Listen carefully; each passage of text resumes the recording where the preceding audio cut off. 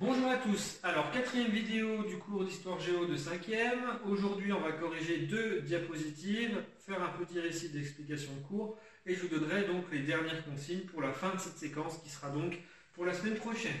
Alors, on a ici la récapitulative des consignes, vous les connaissez, même si je remarque qu'il n'y a plus de questions qui se posent sur l'espace de travail. Il n'y en a pas forcément plus dans mes mails, ce qui veut dire que vous ne posez plus de questions quasiment. Alors j'espère que ça veut dire que vous comprenez mieux les consignes, mais en tout cas que c'est assez clair, et pas que, tiens, en histoire géo, pour l'instant, ils ne nous demandent rien à rendre, donc en gros, je ne fais pas les exercices, ça ne se verra pas. Sachez que la semaine prochaine, on arrive à la fin de la séquence. Je vais vous demander de m'envoyer par photographie ou par scan l'ensemble de la séquence, du début jusqu'à la fin, pour voir comment ça s'est fait dans votre construction de cours depuis le début de l'année. Du coup, il faudra absolument envoyer donc ces photographies de toute la séquence. Si vous n'avez pas fait le travail, ça risque d'être compliqué de rendre le travail dans les temps. Alors, une vidéo qui sera toujours en deux parties. Donc, première partie, la correction des exercices à faire, l'explication du cours, et bien sûr, le travail à faire pour la prochaine fois. Ayez le diaporama avec vous, c'est mieux pour pouvoir mieux comprendre comment dire les éléments de correction, puisque moi, c'est quand même un écran qui n'est pas forcément adapté. Alors, vous deviez commencer par écrire le titre de la séance 3, l'eau et l'énergie dans le monde, avec en premier document 1, le monde illuminé, qui était donc une carte qui vous montrait l'ensemble des espaces qui sont éclairés sur notre planète la nuit. On avait fait, lors des précédentes vidéos, deux études de cas sur le Brésil et sur Las Vegas. Là, on va essayer de s'intéresser plus globalement à ce qui se passe sur l'ensemble de la planète, pour essayer de comprendre un peu les logiques de notre société actuelle. Alors, la première question était de regarder quels sont les territoires les plus illuminés sur notre planète. Quand on regarde cette carte, eh bien, on en avait trois à retrouver, facile, plus finalement, puisqu'il suffisait de regarder donc, les zones illuminées. Il y avait l'Amérique du Nord, qui est donc bien illuminée. On a également l'Europe, l'espace où nous nous trouvons, qui est aussi un espace plutôt bien éclairé. Et pour terminer, moi j'ai choisi de vous représenter l'Asie de l'Est, autour du Japon et de la Chine, qui sont quand même des espaces aussi fortement éclairés. Certains ont peut-être plus généralement essayé de dire l'Asie, c'est un peu trop vague, je préfère qu'on parle d'Asie de l'Est, ou l'Asie du Sud si vous l'avez mis, ça pourrait être considéré comme une réponse valide, mais essayez de retenir ces trois espaces-là, c'est quand même les espaces les plus illuminés quand même de la planète. Alors, maintenant qu'on a essayé de voir où sont ces trois zones, on peut tout simplement essayer d'expliquer pourquoi ces trois zones et pas les autres. Ce sont tout simplement des territoires qui sont plutôt bien développés économiquement. L'Amérique du Nord, l'Europe sont donc des territoires occidentaux avec des pays assez développés, assez riches, qui offrent un certain confort de vie à la population. Et ce confort de vie se passe notamment par l'éclairage public urbain la nuit. On voit bien, nous les lampadaires, ce n'est pas quelque chose qui nous paraît quelque chose d'exceptionnel, on en retrouve partout. On a de l'éclairage nocturne dans tous les villages, dans toutes les villes, même si on est dans une période où on essaie de rationaliser un peu cette consommation électrique, puisqu'il y a des villages qui décident d'éteindre complètement leurs éclairages ou de les restreindre à certaines heures. On a quand même, normalement, accès à des espaces éclairés la nuit. Donc l'Amérique du Nord et l'Europe s'expliquent de cette manière-là. L'Asie de l'Est de la même manière, en sachant qu'au niveau des territoires chinois, c'est quelque chose d'assez récent. Ça se développe depuis quelques dizaines d'années seulement. La deuxième question était de regarder les différents espaces qui, eux, étaient moins éclairés. On remarque tout de suite que l'Afrique est vraiment le territoire qui apparaît vraiment comme sombre sur notre carte du monde, ce qui montre qu'on a très peu d'éclairage public dans cette région. C'est quelque chose qu'on va expliquer un peu plus tard, puisque au niveau de la gestion des énergies, on verra qu'il y a quand même une question, on va dire, économique ici. Les autres territoires étaient plus des territoires qui étaient moins éclairés, liés à des, on va dire, contraintes géographiques.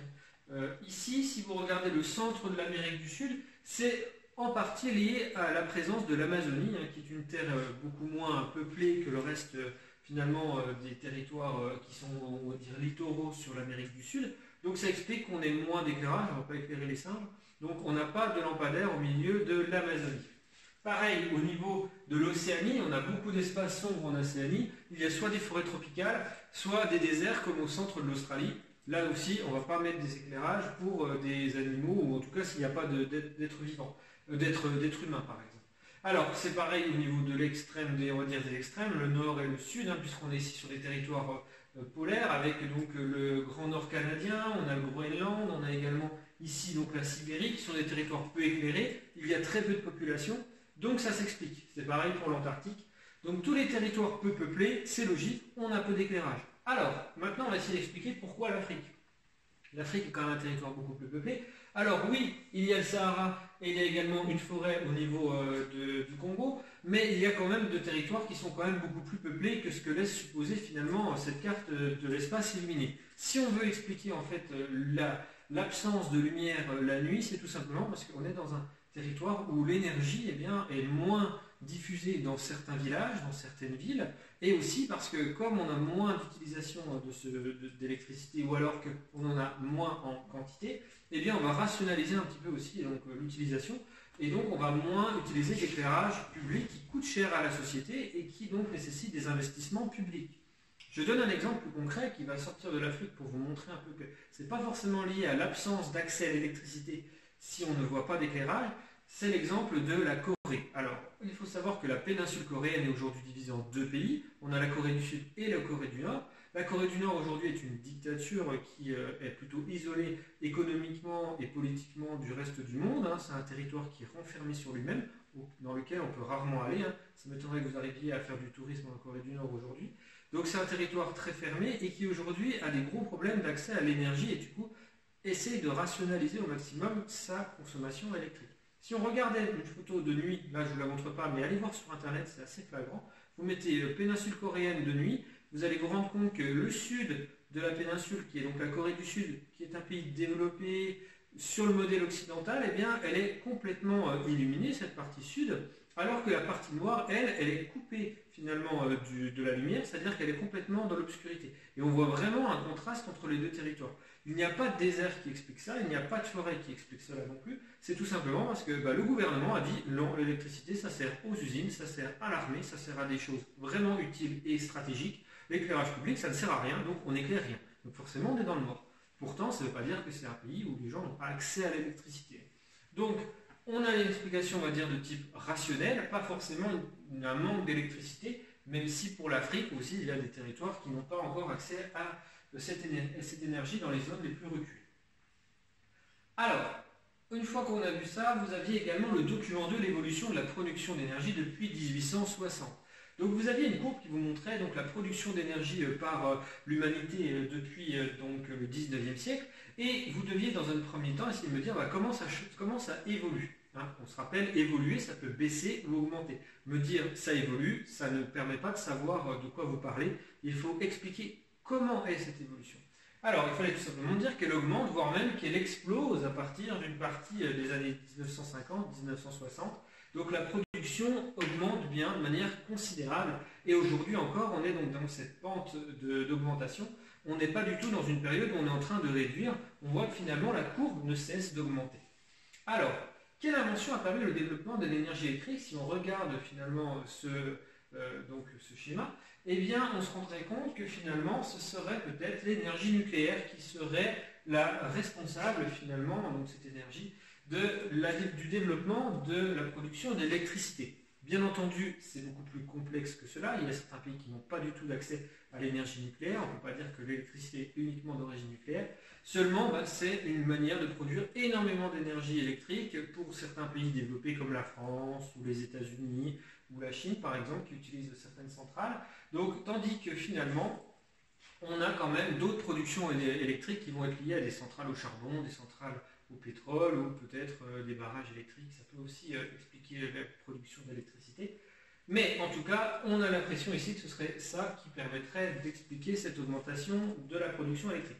En réalité, je vous l'expliquerai dans le récit tout à l'heure, un récit qui va venir après cette diapositive. Pourquoi on utilise plus d'électricité à partir de ce moment-là? C'est tout simplement parce que nos habitudes ont changé et notre consommation également.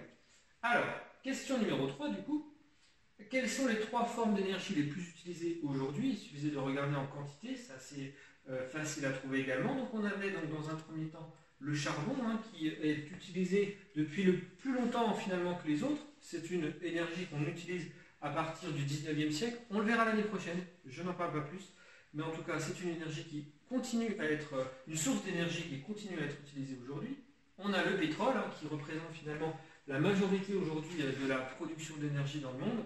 Et on a également donc, le gaz naturel. Ces 3 sources d'énergie ont en commun le fait qu'elles sont des énergies fossiles.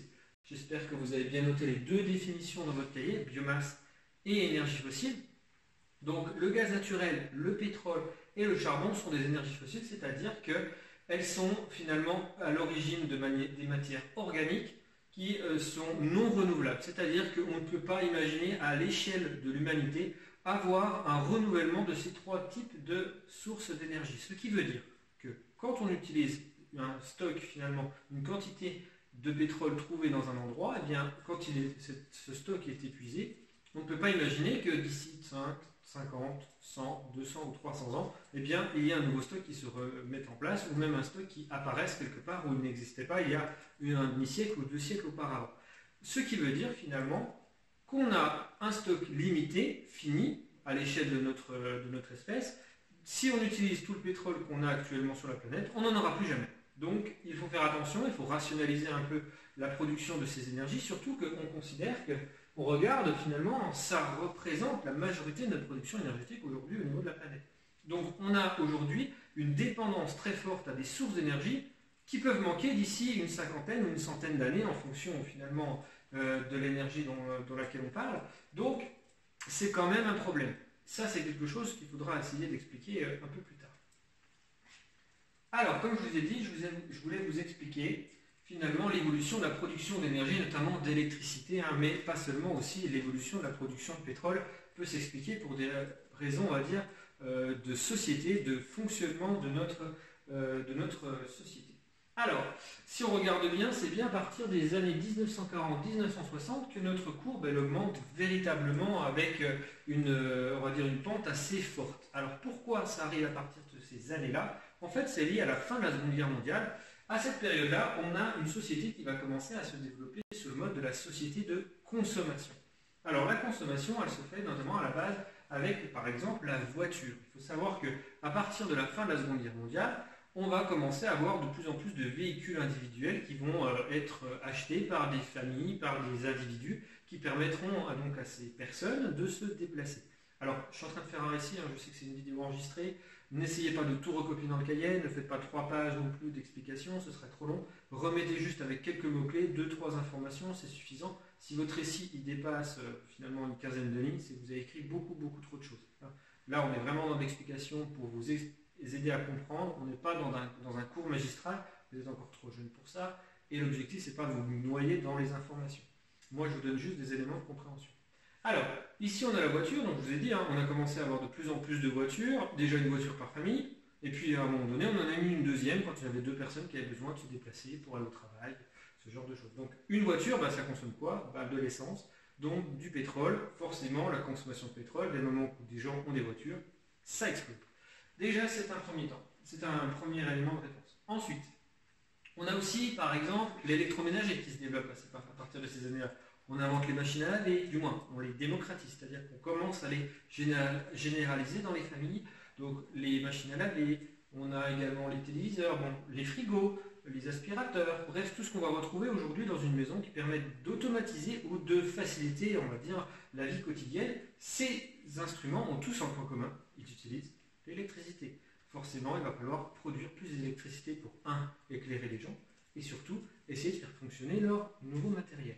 Bien entendu, aujourd'hui, on voit encore que tout ce qu'on est en train d'inventer, d'modifier, d'arranger, utilise en général cette énergie électrique, donc il faut toujours produire autant, voire plus d'électricité. Alors, à côté de ça, il faut savoir aussi qu'on est dans une société où si la consommation augmente, c'est parce qu'on est devenu une société de consommation où il faut absolument produire et reproduire. Je vous explique, une entreprise, quand elle vend un produit, eh bien, quand elle l'a vendu, elle espère qu'un jour ou l'autre, eh bien, la personne qui l'a acheté va de nouveau en racheter un nouveau. Parce que si elle veut pouvoir produire régulièrement des produits, eh bien, il faut que les gens en achètent. Je donne un exemple. Si on achète une voiture et qu'on n'en achète plus pendant 30 ou 40 ans, ça veut dire que les usines de voitures, elles vont vendre beaucoup moins de véhicules, et donc, il y aura moins d'emplois ou moins d'argent qui va être gagné. Donc, il faut inciter les gens à consommer pour qu'ils rachètent un nouveau produit, pour que l'entreprise continue à fonctionner et qu'on continue à payer les salaires et qu'on continue finalement à enrichir l'entreprise. Donc, il y a trois manières en gros d'inciter les gens à acheter un produit. Ils ne l'avaient pas auparavant, c'est nouveau. Vous n'avez pas de voiture? Voilà, vous pouvez en acheter une maintenant. On achète une voiture, on en a une.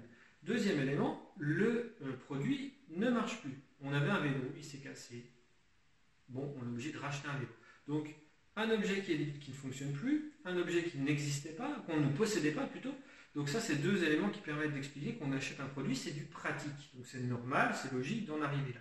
Sauf que ça, c'est plutôt aléatoire, ou alors des fois c'est sur du temps long. Donc les entreprises vont essayer de trouver un moyen, comment on peut réussir à inciter les gens à acheter plus souvent. Il y a la mode, forcément. On voit par exemple avec les téléphones, avec plein de choses, les vêtements par exemple, on essaie de changer la mode pour que les gens se disent, j'ai quelque chose qui me va, mais si j'avais le nouveau, finalement le nouvel objet ou le nouveau vêtement, je me sentirais peut-être mieux, je serais plus content. Donc j'accepte d'en changer alors que ce que j'ai pour l'instant n'est pas encore complètement usé ou complètement, on va dire, inutilisable. Donc on va essayer de jouer sur la sensibilité, l'envie de changer des choses. Et puis il y a des objets qu'on va moins facilement changer par envie. Un frigo, une imprimante ou un micro-ondes comme on a sur cette image-là, c'est quelque chose qu'on ne va pas changer tous les ans ou tous les 2 ans en disant tiens, j'ai un nouveau micro-ondes, super, c'est à la mode, il est beau, il est fonctionnel, à moins qu'on soit un fan des micro-ondes, en général, c'est pas ce qu'on va faire. Donc les entreprises vont trouver une solution, elles vont dire si on essaye de faire des produits qui sont un peu moins, on va dire, solides, ou en tout cas qui sont capables d'être plus facilement usés, et bien à un moment donné, après, quand le produit est usé, les personnes vont en racheter. C'est ce qu'on appelle l'obsolescence programmée. En gros, on va faire en sorte que votre objet, au bout de tant d'années, ou de temps d'utilisation, il aura un problème et donc il sera cassé. Donc on revient sur le système que je vous ai dit avant, on change parce que c'est plus possible d'utiliser l'ancien matériel. L'obsolescence programmée est un exemple. C'est quelque chose qui écologiquement aujourd'hui est plutôt contestable. Certes, ça permet de créer des emplois, certes, ça permet aussi de développer les entreprises et l'économie, mais à côté de ça, c'est au détriment finalement de l'écologie et ça consomme énormément d'énergie du coup pour fabriquer des objets alors qu'on n'était pas censé forcément en changer tout de suite. À côté de ça, vous avez la dernière raison qui explique l'augmentation de l'énergie, c'est les transports. On est dans un monde où tout est, on va dire, transporté à des dizaines, des centaines, voire des milliers de kilomètres. Nous ne sommes plus dans des économies comme il y a une centaine ou 200 ans ou plus, où vous produisiez quelque chose pour votre ville, pour votre région locale, et vous consommiez uniquement ce qui se passait autour de vous. Non, aujourd'hui, votre vêtement, il vient d'Asie. Aujourd'hui, votre voiture, elle a été fabriquée, par exemple, en Europe de l'Est ou en Turquie, je ne sais pas. Donc, on va faire déplacer des objets ou finalement des éléments de production sur des grandes distances. Ça, forcément, ça nécessite du transport, donc de l'énergie consommée. Je vous donne un exemple pour essayer d'illustrer tout ça. Il y a des géographes qui ont fait une étude sur l'itinéraire d'un yaourt à la fraise en Allemagne en disant combien de kilomètres a parcouru un yaourt à la fraise avant d'être consommé par la personne qui l'a acheté. On considère qu'entre le début de la chaîne de production et la fin, le yaourt aurait théoriquement, bien sûr, c'est pas réel, parce qu'il y a le pot, il y a donc le lait, il y a les fraises, il y a tout qui est mis en addition. Mais en tout cas, on arrive à 9000 km de transport pour réussir à arriver à faire un yaourt à la fraise. Donc tout ça, ça consomme beaucoup d'énergie. C'est pour ça aujourd'hui qu'on voit par exemple de plus en plus de politiques de consommation locale qui se développent. On essaie justement de privilégier ce qu'on appelle les circuits courts. C'est quoi un circuit court ? On va produire, ou du moins on va acheter des produits qui sont locaux, c'est-à-dire qui viennent de la ville d'à côté, de la région, des choses qui sont finalement plus proches. Et donc on imagine forcément qu'il y a eu moins de consommation d'énergie parce qu'il y a eu moins de transport et on a mieux respecté la planète. Donc c'est une manière aussi de mieux gérer, on va dire, la consommation d'énergie, privilégier les circuits courts et pas les circuits longs. Exemple actuel, aujourd'hui on nous parle beaucoup des problèmes de masques de protection par rapport au virus qu'on est en train d'essayer de combattre. On se rend compte que le gouvernement disait que les productions de masques, c'était à faire ailleurs, c'était à faire en Chine. On n'avait pas besoin d'avoir de production de masques chez nous, on y a juste un besoin d'en commander en Chine, ça arrivera. Ça a beau être éloigné de plusieurs milliers de kilomètres, il n'y a pas de problème, tout peut arriver depuis la Chine. Aujourd'hui, on se rend compte que ça peut poser des problèmes, alors qu'on est en train d'essayer de réindustrialiser finalement notre région pour essayer de reproduire des choses au niveau local. Bon, c'est pas du tout dans le même objectif, c'est pas écologique du tout, là l'objectif c'est, on va dire, c'est de l'urgence, mais ça montre bien qu'on est bien encore dans une société où on achète des choses qui viennent de loin et donc qui consomment beaucoup d'énergie. Pour la prochaine fois, je vous invite à faire les questions des 2 dernières diapositives du cours, c'est-à-dire la diapositive 7 et la diapositive 8. Vous allez avoir un QCM qui va être déposé sur École Directe dans le week-end. Il sera à faire pour mardi. Donc vérifiez bien votre cahier de texte. Dans ce cahier de texte, vous allez retrouver donc un lien qui vous permettra d'accéder à ce QCM. Si jamais vous ne savez pas comment faire, dans la vidéo de 4e que j'ai fait hier, j'ai mis justement l'explication comment aller voir du coup les liens QCM. Donc, je ne vais pas le refaire 2 fois, donc vous pouvez voir si jamais dans votre vidéo, à la fin forcément la vidéo dans la partie 2, pour pouvoir voir comment trouver le QCM dans École Directe. Donc ce QCM, il faudra le remplir pour mardi, tout comme les exercices à faire. Vous avez la prochaine vidéo qui sera donc mise à cette date-là, et je vous expliquerai ensuite ce qu'il y aura à faire avec la nouvelle séquence et bien sûr l'envoi de tout l'ensemble du travail que vous allez avoir à faire, que vous avez eu à faire jusqu'à présent. Et ça, c'est pour la semaine prochaine, donc je vous en parlerai plus tard. Pour l'instant, rien à renvoyer, juste à me faire le QCM, faire les exercices et bien sûr bien prendre les corrections que je vous donne en vidéo. Bon week-end!